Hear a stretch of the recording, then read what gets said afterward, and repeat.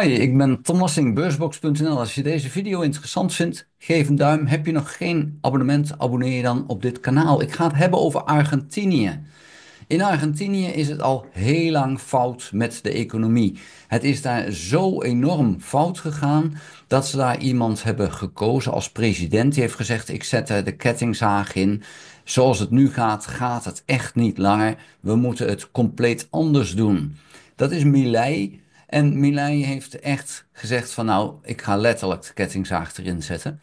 En dat is een last effort. Het is echt de laatste, het allerlaatste wat je kan doen om het land te redden. Zo ver was het gekomen in Argentinië. Dat je dan echt iemand moet hebben die zegt: ik sloop het gewoon compleet. En na een jaar kunnen we zien wat is er van terechtgekomen. En het verrassende is, er is wat van terechtgekomen. Hij heeft een verandering teweeggebracht. Ging niet makkelijk, het is echt wel pijnlijk geweest op sommige punten, maar er is een verandering gekomen. En het was keihard nodig, want corruptie was vreselijk, geldontwaarding was vreselijk, niemand had nog vertrouwen. Het moest dus echt anders. Nou, wat heeft hij gedaan? Hij heeft onder andere een aantal overheidsdepartementen gewoon gesloten. Gezegd van, hebben we niet nodig, gewoon weg ermee, stoppen. Al die ambtenaren met ontslag, dit moet gewoon weg. En we moeten stoppen met al die ambtenaren die de zaak alleen maar dichtslippen. En hij heeft dat gedaan en hij heeft gezegd van, nou, die taken die daar liggen, die kunnen ook wel door de markt opgepakt worden. En wat het heeft veroorzaakt is een schok, dat in ieder geval. Maar ook dat de overheidsuitgaven enorm terugliepen. Want ja, je had ook al die ambtenaren, die hoef je niet te betalen. Want wat er is gebeurd in Argentinië is dat de overheid steeds meer als een soort van werkgelegenheidsproject ambtenaren had aangenomen. Net zolang tot meer dan de helft van de mensen eigenlijk ambtenaar was. Ja, dan gaat het op een gegeven moment helemaal mis. Want die ambtenaren hadden gewoon geen moer te doen. En begonnen dus ja, allerlei regeltjes te verzinnen, waardoor de rest van het land ook niks meer kon doen. Nou, dat is dus op een gegeven moment zo overdreven veel geworden, dan moet je wat. En dat heeft hij dus gedaan. Nou heeft hij ook een paar fouten gemaakt. En dat is natuurlijk ook wel deels te wijten aan het feit dat je er echt de kettingzaag in zet. Een van de fouten die hij heeft gemaakt is dat hij zei van ja, we gaan ook naar crypto. Nou, dat is één grote fraude gebleken. Hij heeft er zijn handen van afgetrokken en ik hoop dat hij daar vanaf komt zonder dat hij wordt opgepakt en aangeklaagd. Maar dat was niet goed.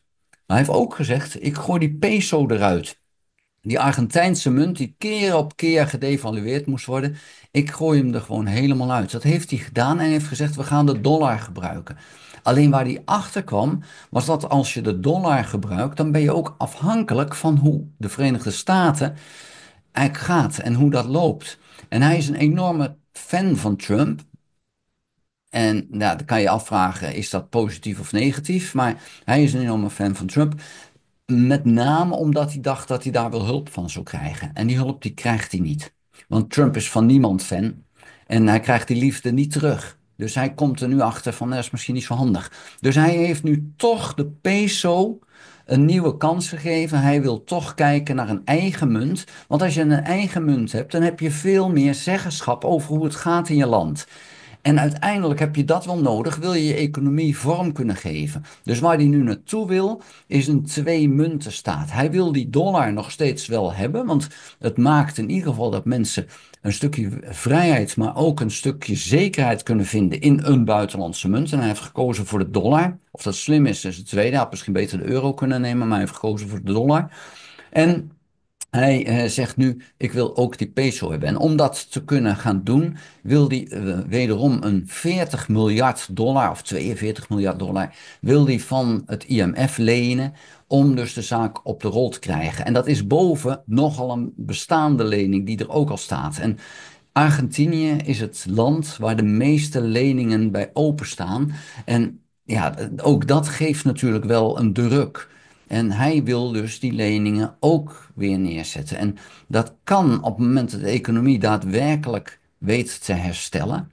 Maar ja, zover is het nog niet. Het gaat goed, hè, maar het is de vraag of dat natuurlijk ook goed blijft gaan. En als je de schuld gaat verdubbelen, dan moet ook rente over betaald worden. Dus dat maakt het dan weer een probleem. En ja, dus ga je daar niet dezelfde fout maken als dat die regeringen daarvoor hebben gedaan. En aan de andere kant, je moet toch wel iets investeren, wil je er iets uit gaan krijgen. Dus dat blijft wel een heikel punt van ja, hoe ver kan je gaan? Maar Argentinië heeft investeringen nodig. Dat dan weer wel. Dus misschien moet het ook wel. Maar het is ook moeilijk, ook voor mij, om te kijken van ja, is dit nu de oplossing voor Argentinië? Het kon in ieder geval niet anders, dat zei ik al. Dus er was geen toekomst in zoals het ging. En dan is het de vraag, als je het dan gaat veranderen, is dit dan de toekomst? Ja, misschien wel. Ik hoop dat hij het gaat redden. Maar ik vind die koppeling aan de dollar, vind ik niet zo'n hele slimme zet. Zeker omdat natuurlijk in Amerika Trump aan de macht is. En Milei is wel weg van hem. Maar uiteindelijk, Milei is iemand die het waarmaakt, die verandering brengen, omdat het niet anders kon. Trump is iemand die die verandering wil hebben, omdat hij er zelf rijker van wil worden. En natuurlijk, er zijn ook in de Verenigde Staten enorme problemen die opgelost moeten worden. En misschien kan dat ook door de overheid daar kleiner te maken, maar de overheid is daar al niet groot. Dus dan is het al de vraag van ja, waar ben je dan mee bezig? Hè? Als je kijkt naar Amerika, Verenigde Staten heeft dan, oftewel Trump, heeft in de federale overheid zitten bezuinigen. Terwijl de staatsoverheden, dus alle staten zelf, hebben 10 keer meer ambtenaren als dat de federale overheid heeft. Dus als je in de federale overheid gaat schrappen, dan ben je eigenlijk op het verkeerde plekje ben je aan het schrappen, want die is niet zo groot. Dus ja, ik denk dat Trump dit alleen maar deed voor de bühne. En om te kijken of hij heel snel een zogenaamde besparing kon uitvoeren. Waarmee hij dan uiteindelijk kon zeggen: oh, dan kan ik een belastingverlaging voor de rijken geven. Dat is niet de weg die Milei moet gaan voeren en lopen. En vandaar dat ik zo bang ben dat Milei te veel naar de Verenigde Staten kijkt. Als zijnde van, oh ja, daar kan ik mijn hulp halen. Terwijl Trump echt geen hulp voor hem is. Of Milei uiteindelijk zijn gelijk gaat krijgen, hij heeft het tot nu toe wel. Ik hoop het voor hem. Ik hoop dat dit voor Argentinië ook de oplossing biedt uit een hopeloze situatie. Dat zou ontzettend mooi zijn. Het enge is, als iemand zoveel macht heeft gekregen om dingen te veranderen, dan heb je ook kans dat die macht weer corrumpeert. Dat er oplichters bij hem om hem heen gaan staan, zoals bij Trump, die dan de zaak weer sodemieteren en weer mis laten lopen. Die kans loopt Milei ook, zeker omdat hij zo ongelooflijk grof bezig is geweest. En dan heb je kans dat er toch wat populisten en opportunisten daaromheen gaan zitten en die dan de zaak weer in het honderd laten lopen. Dus die angst hou ik, met name omdat natuurlijk corruptie in Argentinië wijd verspreid was. Dat was echt wel een probleem. Dat is niet weg. Dat gaat niet zo makkelijk. Daar moet echt wel wat gebeuren. Hij heeft gelukkig veel ambtenaren uitgegooid, dus dat deel is dan wel weg. Maar er zaten natuurlijk ook andere machtigen in het geheel die daar ook wel iets vinger in de pap hebben. En waar Milei ook last van heeft, de verschillende gouverneurs zijn geen van allen van zijn politieke kleur. Dus daar zitten ook heel veel mensen die nog van de oude stempel zijn en die dingen willen laten zoals ze waren. En dat is dus ook voor Milei een probleem, want alles moet anders. Want zoals het ging, ging het land gewoon failliet en was het over en uit.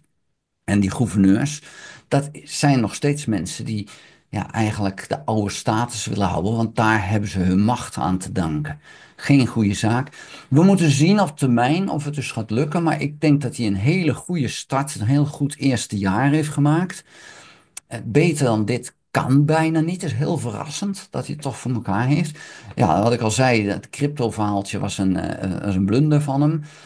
Dat was gewoon niet goed. Het feit dat hij nu dus toch naar de peso wil, geeft ook wel aan dat hij niet helemaal vast in de lijn is. En dat denk ik dat het een goede zaak is, want alles is een experiment. Het is nog niet eerder voorgekomen dat iemand dat op deze manier heeft gedaan.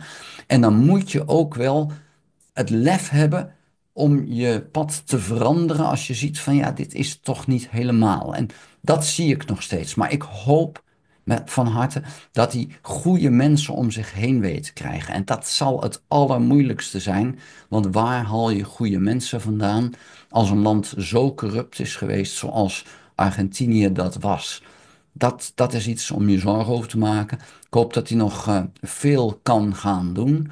En dat uiteindelijk dus Argentinië het gaat redden. Daar wil ik het bij laten. Vond je de video interessant? Geef een duim. Heb je nog geen abonnement op dit videokanaal? Abonneer je dan. Druk dan ook op het belletje. Krijg notificaties als ik een volgende video gemaakt heb. Ga ook naar de website www.beursbox.nl en schrijf daarin op de gratis nieuwsbrief. Dank voor het kijken. Houdoe.